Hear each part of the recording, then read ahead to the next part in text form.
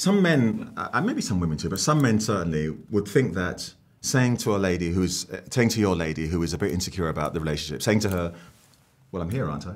They sometimes think that's enough. Yeah, I mean, I'm literally just going to say what you said, but in a different way. It's the same thing. Because, season one, it was a constant. Even in the big scenes, either we were standing near each other or we were within eye line of each other. So you could have that communication. Yeah.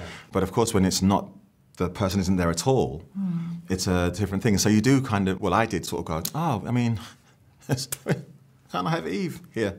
And then, of course, when we came together to do scenes, of course, it was a joy to work with Eve, as it always is. But of course, the scenes we're playing now have this sort of darker undercurrent because this wonderful unit is under threat. So it was a very interesting exercise as an actor to try and navigate that. It was, it was good. It was a good challenge.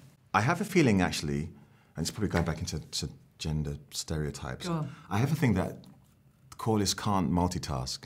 Nah, I think you might be right. Yeah, I hadn't thought of it before, because I think if all he had to deal with was just getting the ship together, getting himself fixed, and go back to war, he'd be great. Yeah. But he's got to do that, but also he's got to nurture this and try and save this thing. Yeah. Hopeless. And he doesn't know how to do it anyway, because normally, like a lot of men, he's just like, I bought you this. I know you're upset about that thing that I did, but look, this is shiny. And that's not going to do it this time.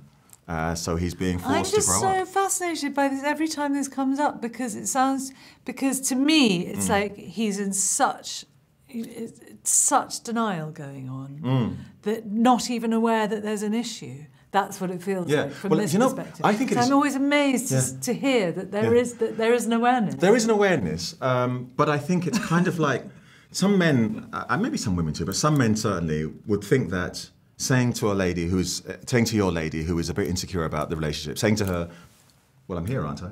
They sometimes think that's enough. Like, so I feel like that's Corliss's. I think that, I think, because I have friends that are like that, just like, or were like that, we're like, look, I can be with anybody, but I'm with you, so relax. And it's like, no, that's not really enough. And I think Corliss is having to learn that lesson. Because I think it's, in the happier days, it's clear how much he loves her, and it's clear that he cherishes her. Yeah. But in the moments when, but she's always been this strong, solid, for him, strong thing. And now she is wavering, not reconsidering, but I don't know, whatever it's going through something. Or reconsidering, but something's come up that needs to be addressed. Yes. And it's not being addressed. And just sort of going, here's a bauble, isn't going to do it.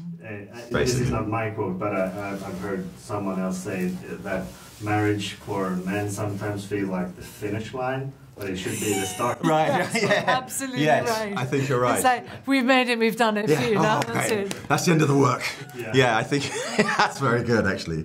I think you're right. So very, very true. Yeah. So thanks a lot for taking your time to meet again, and best of luck with the premiere. Oh, thank you so much. Thank you. Cheers. Thank you. Thank you. I like that.